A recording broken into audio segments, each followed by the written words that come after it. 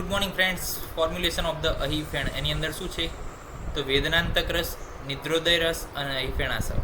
વેદનાંતક એટલે કે જે વેદનાએ શું કરે છે, નાબૂદ કરે છે, તો એની અંદર શૂલ અધિકારમાં એનું વર્ણન છે. નિદ્રોદય રસ તો કે શૂલ અને નિદ્રાના અધિકારમાં છે, અને અહીફેણાસવ જે છે શૂલ અધિકારમાં.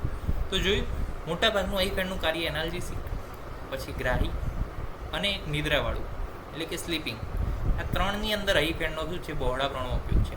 હવે એને કોન્ટ્રાઇન્ડિકેશન જોઈ લઈએ તો કે ન બાલેશુ ન વૃદ્ધેશુ મધુમેહ પ્રપીડિતે, એટલે કે મધુમેહથી પીડાતા વ્યક્તિને અપાય નહીં. શીતપાદ કરાયચ, બ્લડ સપ્લાય શું કરે, એમ્પર કરી શકે છે. વિસુચ્યમ ખરું નહીં બાબા, ઝાડામાં ખરેખર ના આપવું એવું કહે છે પાછા. ન શ્લેષ્મી કે તથા કાશે પ્રચુર્ય શ્લેષ્મ નિર્ગમન, એટલે કે કફ વધારે હોય, કાસ વધારે હોય, કફ વધુ નીકળતો હોય. અહીફેણમ વૃક્કશોથ, વૃક્કશોથ એટલે કે કિડનીની અંદર કોઈ સ્વેલિંગ હોય તો એની અંદર પણ નહીં આપણે આપવું જોઈએ.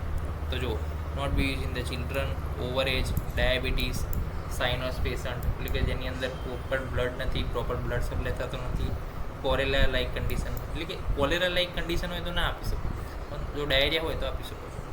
પ્રોડક્ટિવ કફ હોય અને નેફ્રાઇટિસ હોય તો આવી કન્ડિશનની અંદર અપાય નહીં, અહીફેણનો ઉપયોગ કરાય નહીં. ક્યાં કરવો એના કરતાં ક્યાં ના કરવો એ યાદ રાખવું વિધાનો છે. હવે આ પોઈઝનિંગ થાય તો એના સિમ્ટમ્સ શું જોવા મળે તો symptoms of opium poisoning is equal to morphine. They occurs in 3 stage, 3 પ્રકારના સ્ટેજમાં થાય. પહેલાં એક્સાઇટમેન્ટ થાય, લોન એટલે ઘડી એક્સાઇટમેન્ટ થાય કે યુફોરિક ફિલિંગ થાય, કન્વલ્ઝન જે છે ચિલ્ડ્રનમાં જોવા મળે. પછી બીજું સ્ટેજ આવે સ્ટુપર, આપણે નહીં કહેતા સ્ટુપિડ, એ ટાઈપનું સ્ટેજ સ્ટુપર. તો એની અંદર વીરનેસ, હેડેક, ગીડીનેસ, પછી હાથ પગની અંદર વજન લાગે, ભારે લાગે, intense desire to sleep, pupils જે છે કોન્સ્ટ્રિક્ટ થાય, ફેસ અને લિપ્સ સાઇનોસ થઈ જાય, પલ્સ અને રેસ્પિરેટરી એની અંદર કેવું હોય, નોર્મલ હોય. હવે છેલ્લું સ્ટેજ આવે નાર્કોસિસનું, એની અંદર ડીપ કોમા, કમ્પ્લીટ ઊંઘી જશે માણસ, એને જાગશે નહીં, મસલ બધા રિલેક્સ થઈ જશે, બીપી શું થઈ જશે, ડાઉન થઈ જશે, પલ્સ વીક થઈ જશે, પ્લસ બ્રિધિંગ જે છે એનું સ્લો થઈ જશે, કારણ કે એને પોતાની બધી જ એનર્જી ખોઈ બેઠો છે, તો એની પલ્સ વીક, બ્રિધિંગ જે છે સ્લો થઈ જશે, સ્કિન ઠંડી પડી જશે, અને ટેમ્પરેચર જે છે સબ નોર્મલ થઈ જશે, નોર્મલથી પણ નીચું, સબ નોર્મલ. તો આ જે છે નાર્કોસિસનું સ્ટેજ છે. તો આપણે 3 સ્ટેજ છે અહીફેણમાં, એક્સાઇટમેન્ટ, સ્ટુપર અને નાર્કોસિસ, એ 3 સ્ટેજ યાદ રાખવાના છે. અહીફેણના પોઈઝનિંગનો ફેટલ ડોઝ શું તો કે 200 મિલીગ્રામ મોર્ફિન અથવા 2 ગ્રામ ઓપિયમ. 10 ml ઓફ ટિંક્ચર ઓફ ઓપિયમ લે તો પણ એ ફેટલ ડોઝમાં આવે. ટ્રીટમેન્ટમાં શું કરશું તો જો emetics fail due to suppression of vomiting centres, એટલે વોમિટિંગ આપણે નહીં કરાવી શકીએ. કેમ? જેવો અહીફેણનો ફેટલ ડોઝ જશે એવા વોમિટિંગ સેન્ટર બધા જ સપ્રેસ થઈ જશે બોડીમાં, એટલે વોમિટિંગ નહીં કરાવી શકો તમે. એટલે શું કરવાનું, ઇન્જેક્શન નાલોક્સોનનો ડોઝ આપવાનો 0.4 to 0.8 મિલીગ્રામ આઈવીની અંદર અથવા આઈએમમાં. Can be repeated every 10 to 50 minute up to maximum of 10 mg. 10 mg સુધી આપણે એને જવા દેવાનું છે.